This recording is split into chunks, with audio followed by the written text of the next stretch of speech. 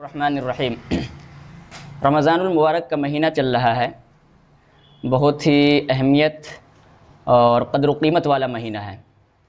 ہر مسلمان کو چاہیے کہ اس کی قدر کرے، اس کا احترام کرے، اس کی عظمت کو بجا لائے، کیونکہ سال میں 12 مہینوں میں یہ ایک مرتبہ ایک مہینہ آتا ہے، اور یہ مہینہ علماء فرماتے ہیں کہ شاہی مہمان بن کر کے آتا ہے، یعنی اللہ تعالیٰ کا مہمان ہے۔ اور جب کسی عام بندے کا مہمان آئے تو ہر بندہ اپنے مہمان کی کیا کرتا ہے؟ قدر کرتا ہے، اس کا احترام کرتا ہے، اس کو اچھا کھلاتا ہے، اچھا پلاتا ہے، اچھی جگہ رہائش دیتا ہے، اچھی جگہ سلاتا ہے۔ تو جب یہ رمضان اللہ تعالیٰ کا مہمان ہے، شاہی مہمان ہے، تو اس کی بھی ہم مسلمانوں کو زیادہ سے زیادہ قدر کرنی چاہیے، احترام کرنی چاہیے، تاکہ جب یہ رمضان کا مہینہ ختم ہو تو رمضان کے احترام کی وجہ سے ہم لوگوں کی مغفرت ہو جائے، ہم لوگوں کو بدلہ مغفرت کی شکل میں ملے۔ اور اگر ہم نے اس کا احترام نہیں کیا تو پھر ہماری مغفرت ہونے کے بجائے پھر ہمارے اوپر وبال آ سکتا ہے۔ ایک بندہ تھا جس کا نام محمد تھا۔ وہ بندہ پورے سال کبھی نماز نہیں پڑھتا تھا، پورے سال کبھی نماز نہیں پڑھتا، کبھی بھولے سے مسجد کا راستہ نہیں دیکھتا تھا، جمعہ تک بھی نہیں پڑھتا تھا۔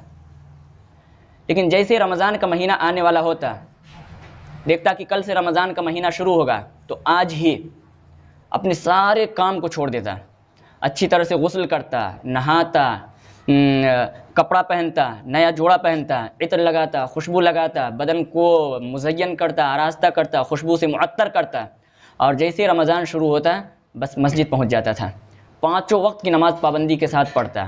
اس کے بعد پورے سال جو اس بندے نے نماز نہیں پڑھی تھی ان نمازوں کی قضا کرتا، ذکر کرتا۔ قرآن خود نہیں پڑھتا تھا، لیکن دوسرے جو لوگ پڑھتے تھے تو اس کے ساتھ جا کر کے قرآن سنتا تھا، بہت شوق۔ یعنی یہ رمضان کا پورا مہینہ بہت اہتمام کے ساتھ گزارتا تھا، بہت اہتمام کے ساتھ۔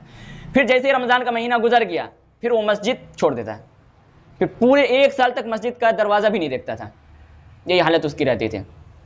تو کسی دوست نے اس سے پوچھا کہ تم پورے سال کبھی نماز نہیں پڑھتے ہو، کبھی جمعہ تک نہیں پڑھتے ہو، کبھی کیا کہتے ہیں مسجد کا دروازہ نہیں دیکھتے ہو، کبھی بھولے سے مسجد کی طرف نہیں جاتے ہیں، لیکن جیسے ہی رمضان کا مہینہ آتا ہے تو بہت اہتمام کے ساتھ غسل کرتے ہو، کپڑا بدلتے ہو، پھر ساری نماز پابندی کے ساتھ پڑھتے ہیں، اور ذکر وغیرہ کرتے ہو، جہاں تک ہو سکے عبادت کا اہتمام کرتے ہو۔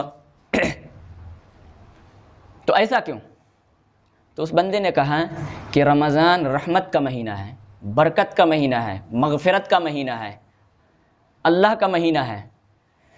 تو میں اتنا جو اہتمام کرتا ہوں یہ اس امید پہ کرتا ہوں کہ اللہ تعالیٰ اس رمضان کے احترام کی وجہ سے کہیں میری مغفرت کا فرما دے، چونکہ مغفرت کا مہینہ علماء فرماتے ہیں کہ اللہ تعالیٰ اس میں مغفرت فرماتا ہے، اور حضور نے بھی فرمایا کہ اس کا شروع کا 10 دن رحمت کا، درمیان والا 10 دن مغفرت کا، اور تیسرا آخر والا جو 10 دن ہے وہ جہنم سے آزادی کا ہے۔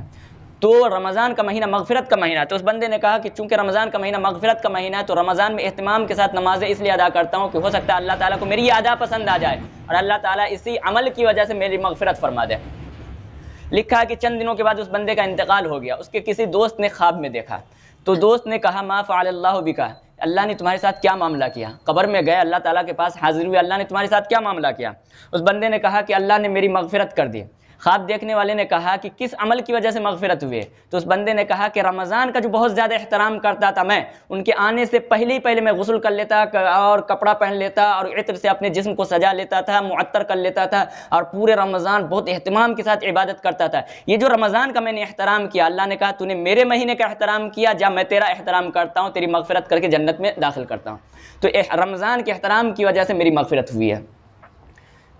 تو اس واقعے سے کیا معلوم ہوا کہ ہر مسلمان کو چاہیے کہ رمضان کے مہینے کا کیا کرے؟ احترام کرے، جہاں تک ہو سکے جتنی اپنی طاقت ہے، قوت ہے، اس میں عبادتوں کا اہتمام کرے، روزوں کا، تراویحوں کا اور ذکر اذکار کا، جو بھی عبادت ہو سکتی ہے اللہ نے جتنی طاقت دی ہے۔ لیکن اب اس کا یہ مطلب نہیں، اس واقعے سے کہیں یہ مطلب آپ نہ لے کہ جیسے محمد نامی شخص پورے سال نماز نہیں پڑھتا تھا اب ہم بھی پورے سال نماز نہیں پڑھیں گے، صرف رمضان میں آ کر کے نماز پڑھیں گے، یہ مطلب نہیں ہے۔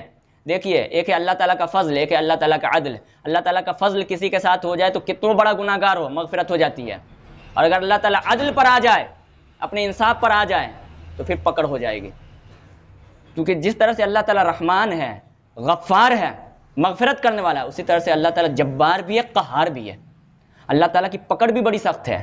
کبھی ایک عمل کو دیکھ کر کے اللہ تعالیٰ ساری زندگی کے گناہ کو معاف کر دیتا ہے، اور کبھی ایک بدعملی کو دیکھ کر کے ساری زندگی کے نیک عمل کو تباہ و برباد کر کے رکھ دیتا ہے، پھر آدمی کو جہنم میں جانا پڑتا ہے۔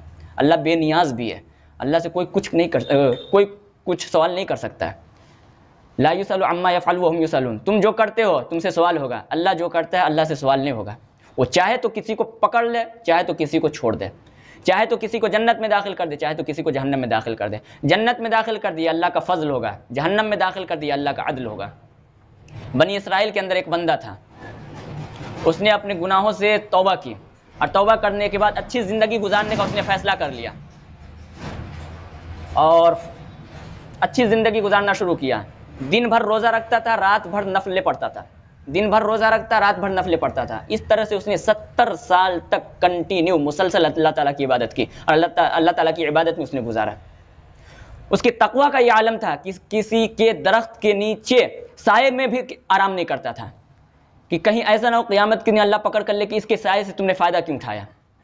اس کے تقویٰ کا یہ عالم تھا کہ عمدہ لباس کبھی نہیں پہنتا تھا، اچھی غذا کبھی نہیں کھاتا تھا، سادہ غذا کھا کر کے بس رات بھر دن بھر اللہ تعالیٰ کی عبادت میں گزارتا تھا۔